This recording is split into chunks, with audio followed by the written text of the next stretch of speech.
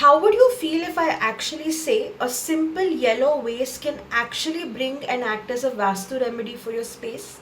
Before you run into conclusions, let me tell you why. Firstly, when you learn in detail, the color yellow is associated to the earth element, and the vase is made out of an earthen element. Okay, so yellow vase, when kept in the south-southwest zone of your space, can help in bring stability in your lives. The reason why I say this is because your south-southwest zone is linked to expenditure and wastage. So having a yellow earthen vase placed in this zone can help in balancing the energies of the space by bringing in a lot of stability as well.